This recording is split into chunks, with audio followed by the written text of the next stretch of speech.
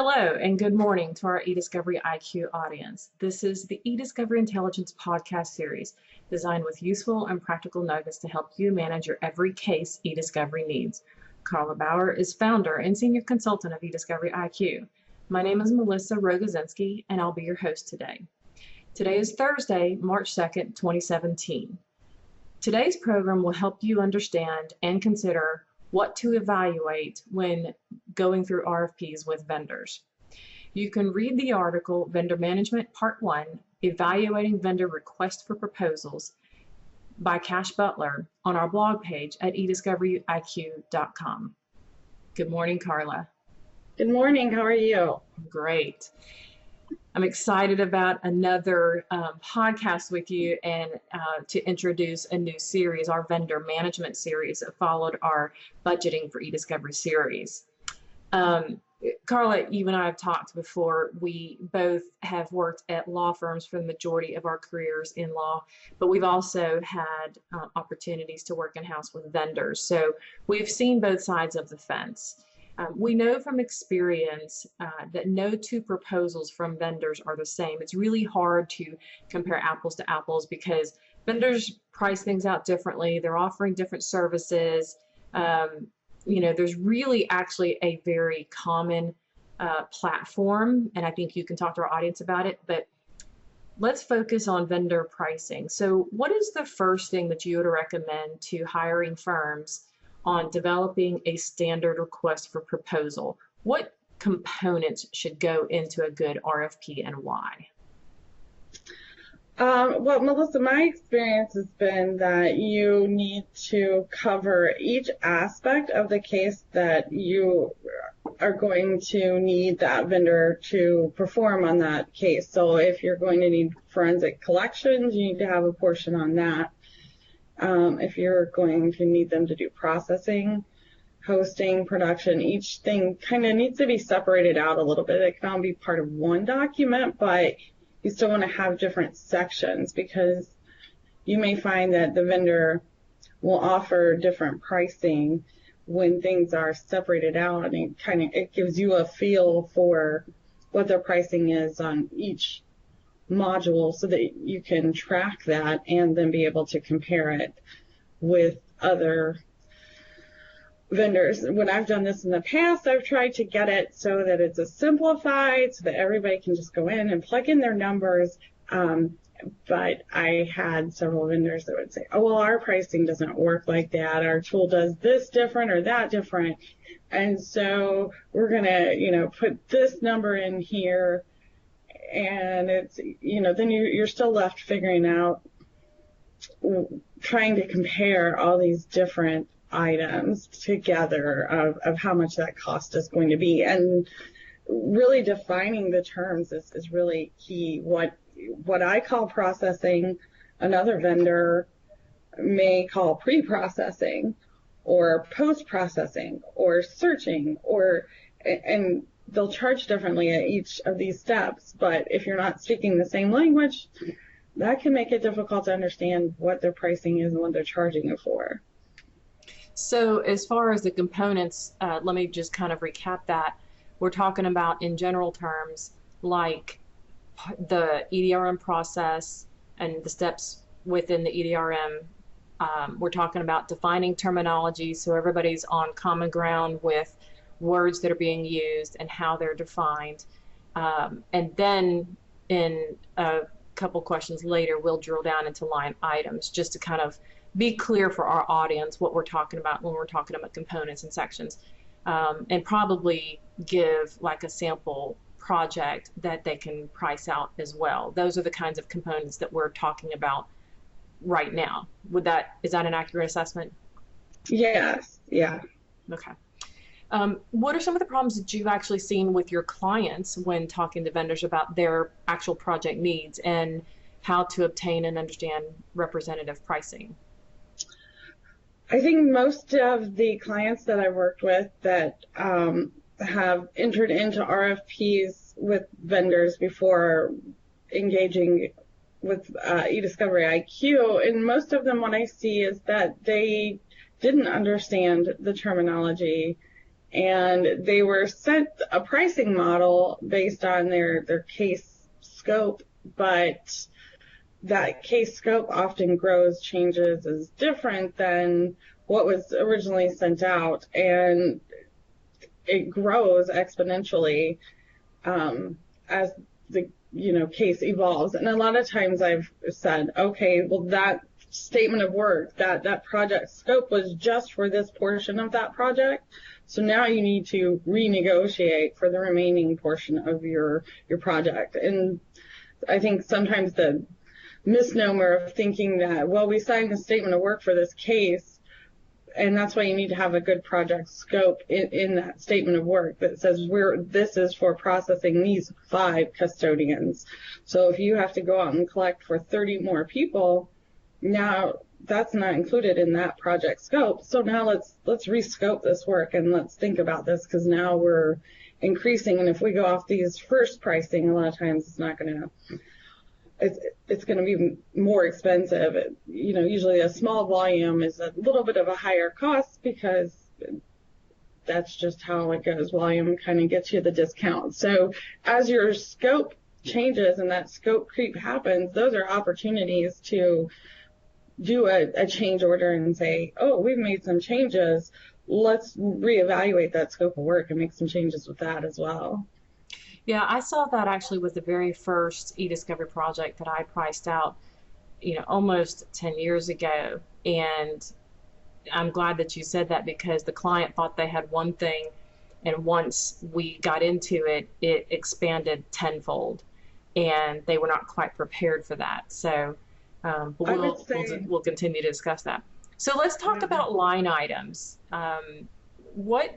Is there a uniform set of line items? And I say this because we know that there can be so many different components that go into pricing out a project. However, when we're getting bids, we're putting out a request for proposal, is there a good rule of thumb on, say, like 10 or 15 line items that should be included in an eDiscovery project proposal? What kind of hidden costs should hiring firms also be aware of? Well, that's the fun of the shell game. You never know where it's going to be hidden, and that's the, I don't know that it's always intentional, but there's always those hidden costs and fees, and you have to uncover those and sometimes look pretty deeply to figure out where that money is going to come from. And sometimes I've even found it's taken me months and months and months of working with that vendor to uncover ways that I think maybe they built in to recover fees that were negotiated down during the initial project scope. So there's the obvious things, with the software packages, a lot of times I always say, and what additional software, what hardware, what are all these additional things that I'm going to need to run this? Because oftentimes the cost of the software is $10,000, but oh yeah, you have to have a SQL server, you're going to need a new server with 16 gigs of RAM free, all these different things and it can't have anything else running on it, by the way. And so what starts out as a $10,000 piece of software ends up costing, $30,000 or $40,000 by the time you add in all these outside components that they assume you have, which is always fun. And then with vendors, a lot of times it's, how are they charging for processing? You'll get people who say they do the all-in processing. It's $200 a gig all in, and that's where you need to go through those line items and say, I need you to define this, and I need you to give me an example of, I have 100 gigs of data, and these are the file types that are in there. What is the cost of processing this data? And using sample data sets and sending out sample RFPs can be a great way to gain insight into that. What other kind of line items? I know it's been a while since I worked for vendor and put out RFPs, but what other kind of line items? We're talking about obviously processing, how much per gig, We're talking about how about how many users they need, how much project management time, things like that. What other line items just generally should our audience be considering in an RFP? Well, a lot of things you want to look at is are they going to charge you for OCR? Are they going to charge you for functionality that's built into the software? And how are they going to charge you? Is it going to be per document? Is it going to be per page? Is it going to, some vendors are still very old school in that they charge you each pass for branding. So if you have a Bates number and a confidentiality label and maybe some third item, they're going to charge you 10 cents per document for each one of these. Sometimes they'll charge you for native file exports an additional amount, and it might be 10 cents. And when you're signing the RFP, you think, well, that's not a big deal. But if you're producing 80,000 native documents at 10 cents, that adds up into all those additional costs. And then you also have hard drives, shipping. Do they pass through shipping? Do they mark it up? Is it a set amount? And some used to provide, and this is one of those, you got to see what it is in the RFP, but some will provide electronic file transfer, no charge, and others will charge you each time they send you an electronic file transfer. And some of that's fair because they do have to pay extra to have that capability to expedite that delivery to you, and you are saving on shipping. So a fair cost for that is fair, but you just want to make sure you know what it is, how it's going to be applied and used, and your accessibility to your own data. How much access will your team have? How much time is it going to take to have new users set up when they're needed? How many project managers do they have that are going to be dedicated to your project? What, are a lot of times they'll say, oh yeah, we have 24-hour service, but it's your same project manager working 24 hours a day. That's not really 24-hour service to me. If you're going to make that claim, you need to have 3 shifts of people with a dedicated resources on each shift.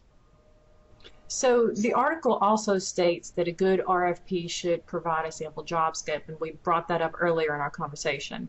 The idea that is that a vendor's proposed pricing can be used to determine a fair and realistic estimate for a project. So how can you, Carla, specifically at eDiscovery IQ, help clients construct a sample job scope to use in their standard RFPs? Like, what would be a good example that you would help them create? How do you help them determine how to create a sample job scope?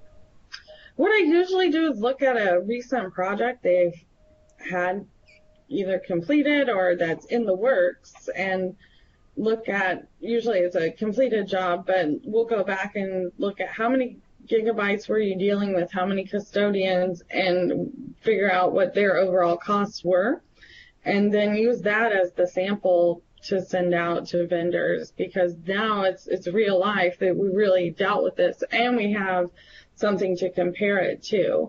And at that point, how many project management hours were utilized. That's one of the things that the law firm and the client, they're the ones that most often necessitate the project management hours. So I can tell you on average how many project management hours it's going to take, but if you have these, and I have had some crazy things that attorneys want search reports that are formatted in a certain format that took 3 hours each time you did it, and they would want to keep testing these search terms and each time reformat them for 3 hours.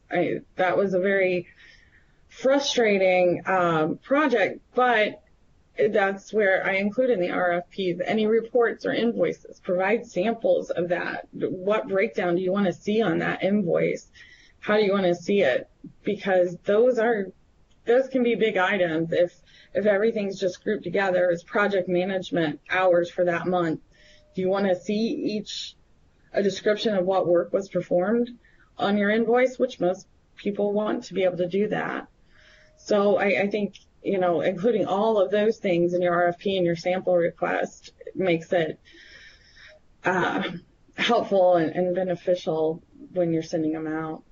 As I was listening to you respond to the question, it made me think of a couple of things. One, that's when you and I started working together, that's what I was able to do for you because I knew from experience how long it took me to do certain things when I was doing it for the round table. And then, we have found out that sure enough, it's really on point. But when you've got experience behind you, you've got an example like you brought up, a case that they've already done or something they're already in, coupled with the experience that you have for the last decade in e-discovery, you're number one, exceptional at being able to help attorneys understand exactly how much time something should take. And I say should because the second component of what you just said is that when you sit down and help a client or a prospect determine a sample job scope and you're looking at past projects they've had, you're also able to see where they can save time, where too much time has been spent, and how to be more efficient, which actually goes back to the interview that we did on how to reduce and recover e-discovery costs. Having someone like you with the experience that you have, and this is all you do now, you're able to help people see how they can be more efficient with their time to begin with. What would you say to that? Yeah, absolutely. I would say, a lot of times there are still things where you run into a technical issue that is unexpected. I think almost every case has at least one or two of those that come up. But from experience, a lot of times now I know how to solve that more quickly, more efficiently than I did probably when I first started. And then knowing where those items, those technical issues are likely to appear and being able to include some time padding in the project timeline. I recently on a case was helping and the opposing counsel was trying to figure out how long it was going to take to do their doc review and production. And so I sat down with my team and said, well, they have this many documents, so based on industry averages, it should take this long. Now, we don't want to say, let's say it came out to 3 weeks. We don't want to say, okay, you have exactly 3 weeks, because we know we're going to need to pad it a week for getting started and a week or two for production. So we went back and said, well, it should take 3 weeks to review, and then we're going to give you 3 additional weeks to deal with issues. And it was just recently the deadline was the end of February, and the opposing counsel was able to finish right at the end of February. So that's, I don't know if putting the deadline in place was it, but that time frame was agreed upon and met and able to be kept without having to extend the project. Because that's usually the other thing, is that a lot of cases, especially back in a few 5-10 years ago, the court would set the deadline and they would go and argue in front of the judge, and the judge would be like, you have 2 weeks, and no one could ever meet that deadline. So then you're constantly filing motions for extension of time, and no one's sitting down and really estimating how much time should this take and what's going to be fair for both sides. So doing that in this case was really successful, I think, for both parties, and is keeping this case really on a great track for not dragging out for months and months and months. That actually segues our next question, which is our final question, and it's all about price. That's what this conversation's about, is getting price. The article wraps up with a very true statement that the lowest price is not necessarily the best price. I've certainly seen that in the survey responses from all of the roundtable events that I've done over the years. And one of the questions I had on the survey was, what's most important to you when selecting a vendor? And product knowledge and customer service always came out number 1 and number 2. Price consistently was number 3. So, I mean, it's not to say that price isn't important, but I mean, as the old adage goes, you get what you pay for. And so, what would you say to that as far as what's most important and where price ranks in that level of importance and why? You know, that question always takes me back to project management and the basics of understanding that triangle of time, quality, price. You can't, you know, everybody wants all three. We want the best quality, we want it done quick, and we want it at the lowest price possible. But you're going to have to make a sacrifice. If quality is the most important thing to you, then it's probably going to take longer and it might cost a little more. So you've got to be willing to take that scale and kind of work with that to to meet the objectives of that case. And I think, you know, price is focused on, and I focus on price a lot, but it's that price, that's not the only factor. It's that for a certain price, I expect these things to happen. And I think a lot of times law firms don't really know how to express to vendors what their expectations are, and vice versa. So a lot of times vendors will say, we need 48 hours notice for a production. That's fair enough. This is going to be, you know, 50 gigs. It's going to take a while to copy all of these things. But the law firm doesn't understand that 48 hours means you had to have made your last change. And nobody can go back in and keep making changes if you keep marking documents responsive and privileged. And that's each time that's resetting the 48 hours notice. So they're kind of like, we told them we were done, but then we made some more changes. And in their minds, that's okay. In the vendor mind, no, because I got to basically start back over. And so just understanding the process and really helping to bridge the gap of that communication gap of what one person means. And no one ever wants it to be your fault that something is in the chain isn't going. So the law firm never wants to say, well, we weren't really finished with the review. And the vendor never wants to say, well, we, you know, messed it up the first 3 times, so it took a little longer.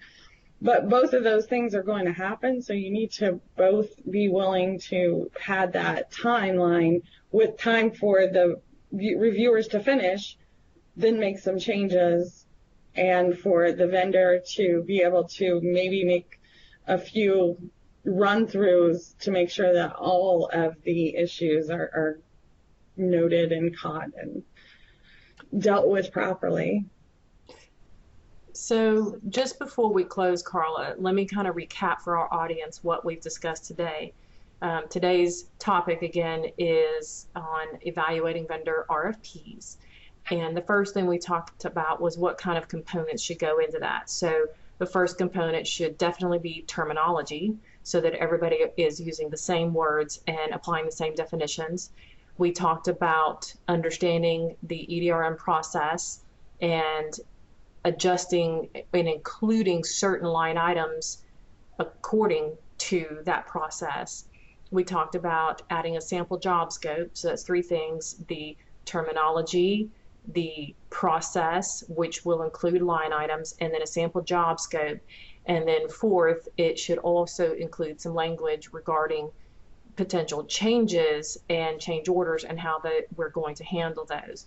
So what closing comments do you have for the eDiscovery Intelligence audience about writing and evaluating standard vendor RFPs?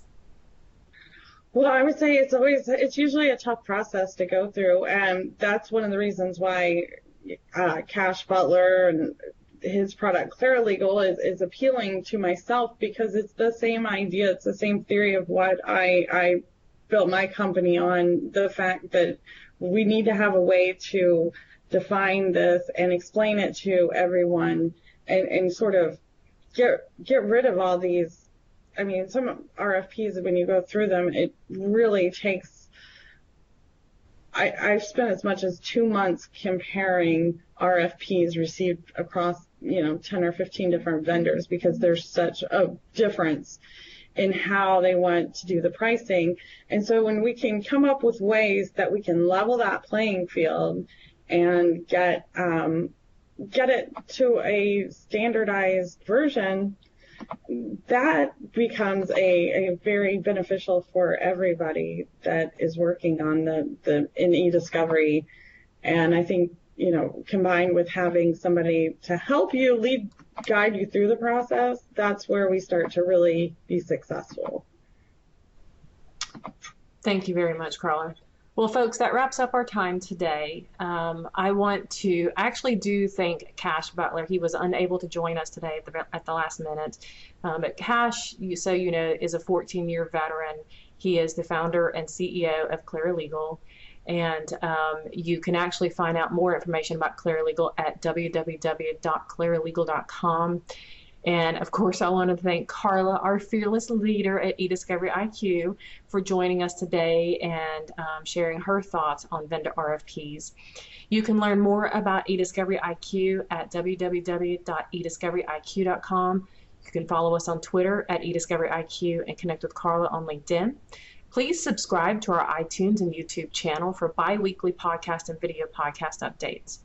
You can reach the eDiscovery IQ team by emailing Carla directly at carla.bauer@ediscoveryiq.com, or you can call us at 513-409-3947. Join us next time when we dive into our next part of the vendor management series, Vendor Selection, with David Hancock. David is the Manager of Litigation Support at Gray Robinson in Florida.